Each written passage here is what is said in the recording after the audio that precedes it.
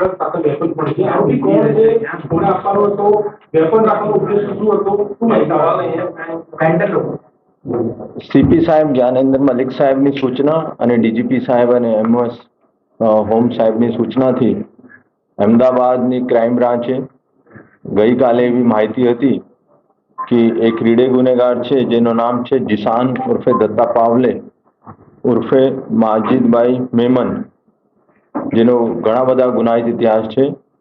આ ઘણા બધા વેપન્સ અમદાવાદમાં લઈને આવ્યા છે અને સાથે સાથે એના પાસે ડ્રગ્સ પણ છે.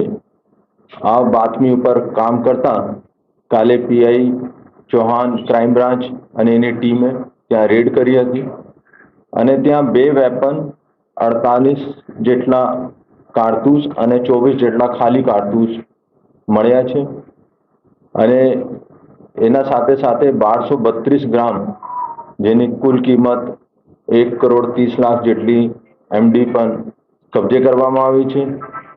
એના સાથે સાથે એને ઘરમાંથી 18,45,000 મળ્યા છે અને પ્રાથમિક પૂછપરછમાં એવા જાણવા મળ્યો કે વેપન અને ડ્રગ્સની વેચાણથી આ પૈસા એને ભેગા કર્યા હતા.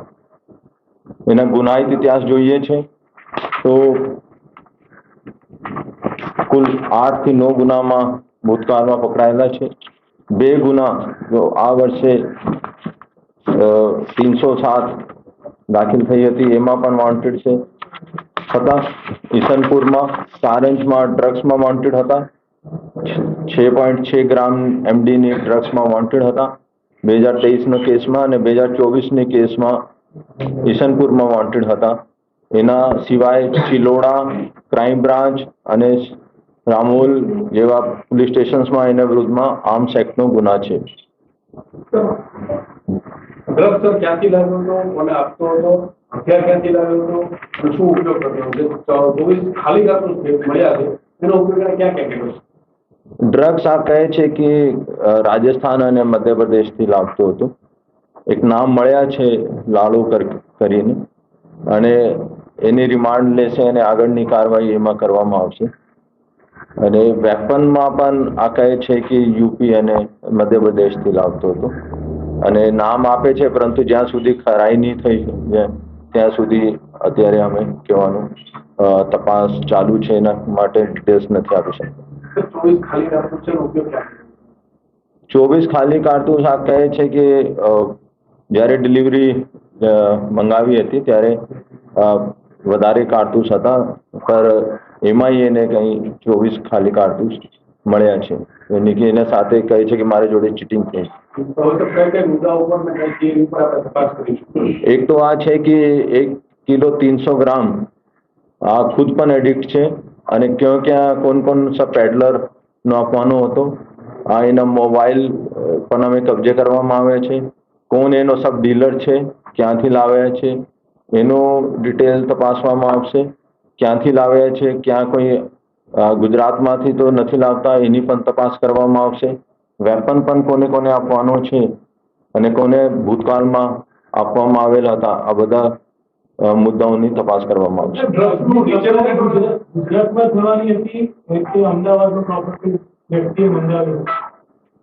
અત્યારે તો પહેલા પણ એને અમદાવાદમાં વધારે વેચાણ કર્યા છે, તો મને લાગે છે કે અમદાવાદમાં એને ડિસ્ટ્રીબ્યુટ કરવાનું.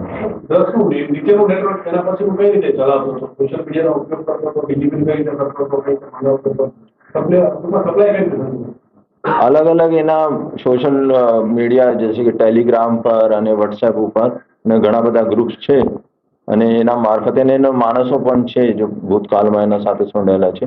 એના મારફતે આ छोटी छोटी स्मॉल क्वांटिटी में आ लोग वेचाण करता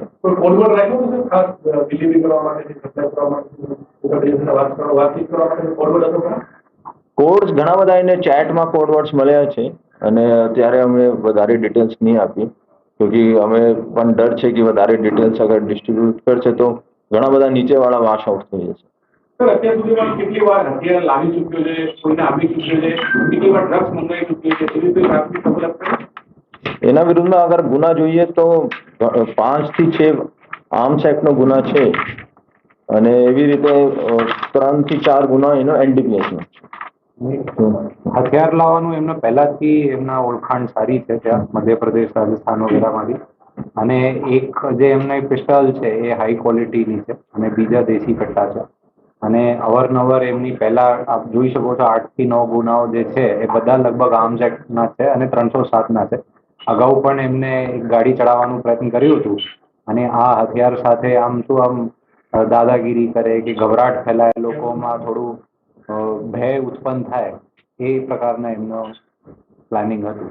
અને આ પણ માહિતી છે કે અમદાવાદની શાંતિનો ડરવાનો કે એનો ડ્રગ્સ અને વેપન છેલ્લા ઘણા સમયથી નહોતું તો કઈ રીતે ટ્રાવેલ્સ થકી પોતાના વાહન થકી એ રાજસ્થાનથી અમદાવાદ કઈ રીતે આવતું? પોતાના વ્હીકલ માટે અલગ અલગ જગ્યા અગાઉ અમદાવાદ ક્રાઇમ બ્રાન્ચે પકડ્યું છે કે ટાયરમાં લાવતું હતું અને ગાડીની લાઇટમાં સંતાડીને આવા જુદા જુદા મેથડ એમને વાપરેલા છે. એમની તપાસ ચાલુ છે. ત્યાંથી દોડાવવાની